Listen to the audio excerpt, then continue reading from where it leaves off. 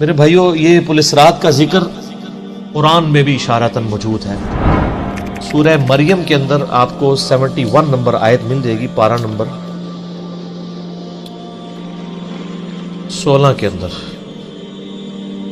اعوذ باللہ من الشیطان الرجیم، بسم اللہ الرحمن الرحیم۔ وَإِن مِّنكُمْ إِلَّا وَارِدُهَا، اور کوئی بھی تم میں سے ایسا نہیں ہے مگر یہ کہ اسے دوزخ سے گزرنا پڑے۔ كَانَ عَلَى رَبِّكَ حَتْمًا مَّقْضِيًّا، یہ تمہارے رب کی طرف سے تقدیر میں شدنی بات ہے، یہ ڈیسٹنی تمہارے لیے مقرر ہے کہ تم سب کو آگ کے اوپر سے گزرنا پڑے گا۔ چاہے کوئی جن ہے، انسان ہے، وہ پیغمبر ہے، صحابی ہے، تابعی ہے، نیک ہے، بد ہے، سب کو ایک دفعہ گزرنا پڑے گا۔ پھر کیا ہوگا؟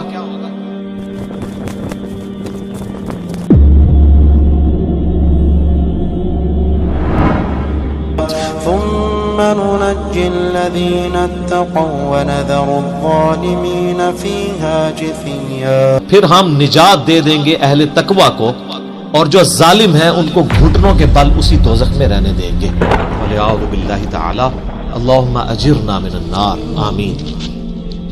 بخاری مسلم میں کئی ایک احادیث ہیں پل صراط کے حوالے سے۔ ایک وہ حدیث جو بخاری اور مسلم دونوں میں موجود ہے، اللہ کے محبوب صلی اللہ علیہ وآلہ وسلم فرماتے ہیں کہ قیامت والے دن اللہ تعالیٰ جہنم کے دونوں سروں پہ ایک پل رکھے گا، یعنی جہنم کو پار کرنے کے لیے ایک بہت بڑا پل رکھے گا۔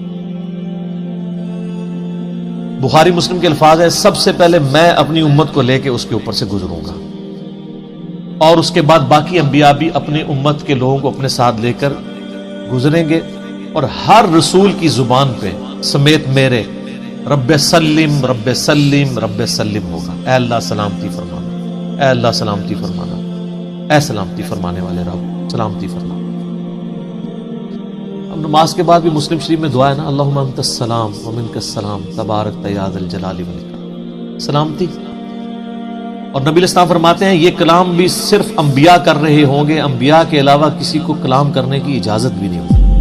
آپ ویسے کہتے رہیں کہ ہمارے بزرگ جو ہیں وہ پھڈا ڈال کے بیٹھ لیں گے کہ میں اپنے مرید لے کے جانے لیں گے۔ بخاری مسلم کہتی ہے کہ انبیاء کے علاوہ سب کی زبانیں ہوں گی گونگ، سوائے اس کے کہ وہ کہیں گے رب سلم رب سلم رب سلم۔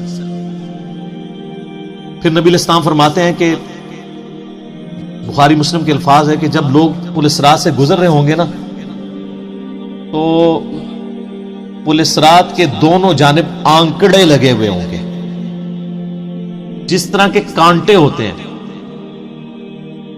اور وہ گزرنے والوں کو زخمی کر رہے ہوں گے، اور اٹھا اٹھا کے مجرمین کو دوزخ میں پھینک رہے ہوں گے۔ جیسے کرین کی آپ سمجھیں کہ وہ آگے کرین سے وہ چیزیں اچک کے پھینکی جاتی ہیں نا، تو نبی علیہ السلام فرماتے ہیں اس طرح وہ اچک اچک کر جہنمیوں کو اس پل سے گزرتے ہوئے اچک اچک کر پھینک رہے ہوں گے جہنم میں۔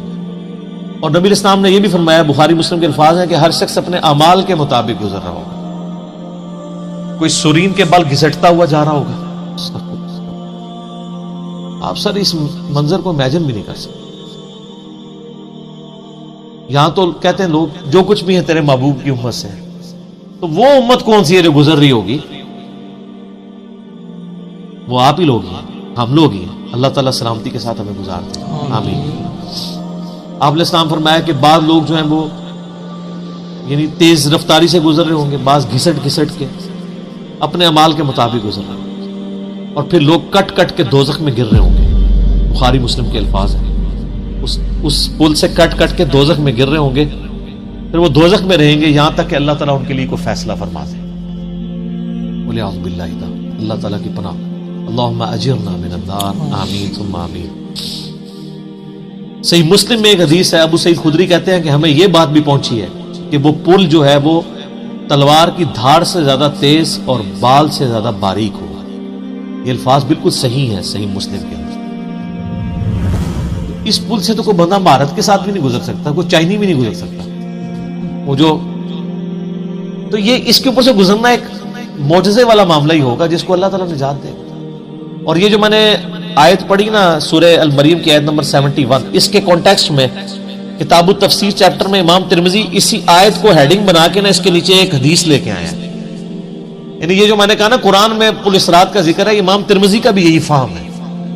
انہوں نے اس آیت کی ہیڈنگ بنا کے جامعہ ترمذی میں حدیث لی ہے بالکل صحیح سند کے ساتھ پل اسرات کے حوالے سے، کہ نبی صلی اللہ علیہ وآلہ وسلم نے ارشاد فرمایا کہ یہ پل اسرات جہنم پہ رکھا ہوا ایک پل ہے جس پر سے لوگوں کو گزرنا پڑے گا اور ہر شخص اپنے اعمال کے مطابق گزرے گا.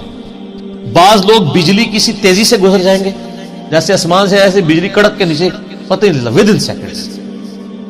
بعض ہوا کی تیزی سے گزریں گے جو اس سے کم نیک ہوں گے. بعض گھوڑ سوار یا اونٹ سوار کسی تیزی سے گزریں گے، بعض بھاگتے ہوئے گزر جائیں گے، اور بعض جو ہیں وہ پیدل چلتے ہوئے، اور بعض سرین کے بل گھسٹتے ہوئے. سر اتنا لمبا پل، پتہ نہیں کتنی مسافت ہے. بلکہ بخاری مسلم میں الفاظ ہیں، نبی نے فرمایا کہ اس پل کی لمبائی اللہ ہی بہتر جانتا ہے، مجھے نہیں پتا کتنی. اوئے ہائے ہائے. اور بعض ایسے ہوں گے جو کٹ کٹ کے پھر دوزخ میں گر رہے ہوں گے، اور ان کا معاملہ پھر بعد میں اللہ تعالیٰ طے کرے گا کہ ان کے ساتھ کیا. جامعہ ترمذی میں ایک حدیث ہے، حضرت انس بن مالک جو حضور کو 10 سال تک وضو کرواتے رہے، بخاری مسلم میں آیا. ترمذی میں الفاظ ہیں، وہ کہتے ہیں یا رسول اللہ قیامت الدین آپ میری شفاعت کریں گے؟ فرمایا میں کروں گا. یا رسول اللہ مجھے اپنا پتہ بتا دیں، میں آپ کو کہاں تلاش کروں. انہوں نے انشور کیتا ہے. آپ نے فرمایا تم پورے صراط پہ آ جاؤ. اوئے ہائے ہائے. تم مجھے پورے صراط پہ دیکھ لینا، میرے امتی گزر رہے ہوں گے، میں ان کے لیے سلامتی کی دعا کر رہا ہوں. کہ یا رسول اللہ اگر پل صراط پہ نہ پاؤں تو آپ نے فرمایا کہ پھر تم میزان عمل پہ آ جانا، جہاں لوگوں کے نامہ اعمال تولے جا رہے. نبی الاسلام کا نامہ اعمال نہیں تول رہا ہوگا، آپ کو تو اللہ نے امن دے دیا نا، انا فتحنا لک فتحا مبینا. اور بخاری مسلم میں حدیث ہے، حدیث شفاعت کے سارے نبیوں سے لوگ ہوتے ہوتے حضرت عیسیٰ کے پاس جب اینڈ پہ آئیں گے نا تو وہ کہیں گے بس ایک ہی شخص ہے جس کو امن ملا ہوا ہے، تو محمد رسول اللہ کے پاس جاؤ، وہ شفاعت کریں گے. تو آپ علیہ السلام اپنی امت کی خاطر ہی یعنی میزان عمل پہ تکلیف کاٹ رہے ہوں گے. کہا یا رسول اللہ میزان عمل پہ بھی نہ پاؤں تو کہاں جاؤں؟ فرمایا پھر تم حوض کوثر پہ آ جاؤ، میں وہاں پہ اپنے امتیوں کو مشروب پلا رہا ہوں. بخاری مسلم میں درجنوں احادیث ہیں، آسمان کے ستاروں کے برابر اس کے برتن ہیں، اور جو ایک بار پیے گا وہ کبھی پیاسا نہیں ہوگا. جنت میں لوگ مشروب لذت کے لیے پیئیں گے، پیاس کی وجہ سے نہیں پیئیں گے. ان کا یا رسول اللہ اگر آپ مجھے پل صراط پہ بھی نہ ملے، میزان عمل پہ بھی نہ ملے، اور آپ صلی اللہ علیہ وآلہ وسلم حوض کوثر پہ بھی مجھے نہ ملے، تو پھر میں آپ کو کہاں تلاش کروں؟ آپ فرمایا تم مجھے تلاش کرنا، میں ان 3 میں سے کسی ایک جگہ پہ ہوں. تو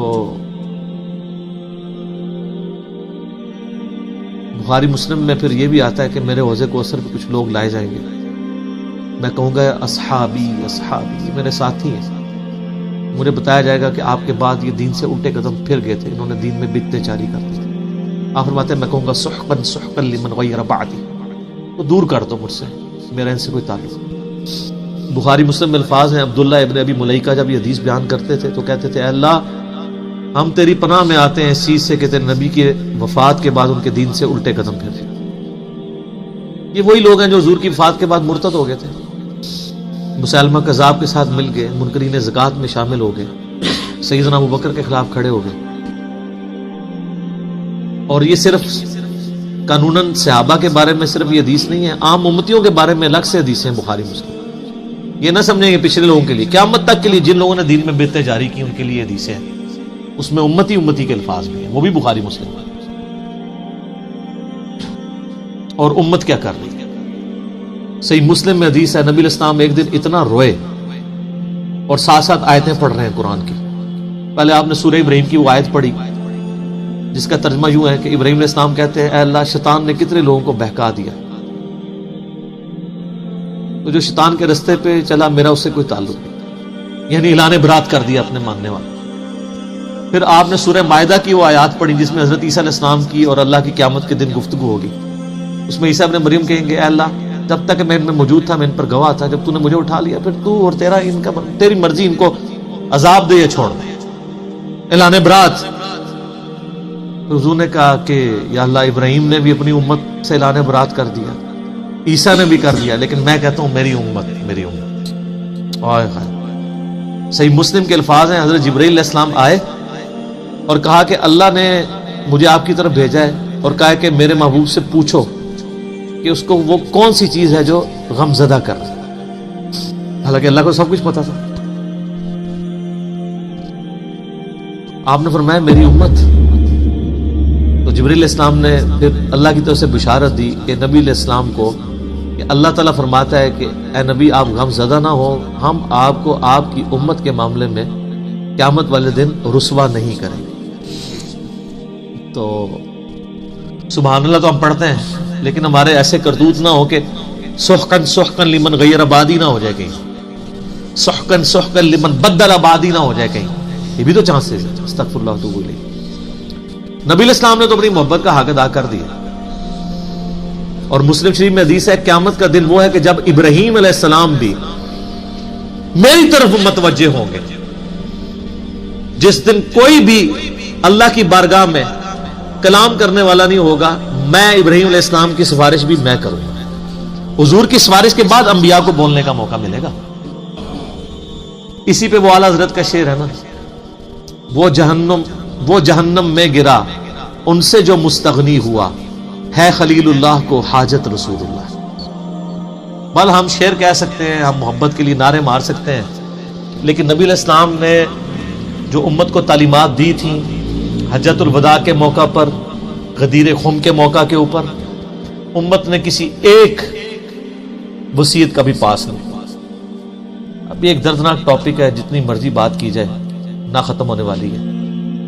بس اس کو اسی پہ کنکلوڈ کرتے ہیں کہ اللہ تعالیٰ قیامت والے دن ہمیں اپنی رحمت کاملہ سے اپنے محبوب صلی اللہ علیہ وآلہ وسلم کی شفاعت کے ساتھ قیامت کی ساری ہولناکیوں سے بلا حساب و کتاب جنت میں داخلہ عطا فرمائے. آمین ثم آمین.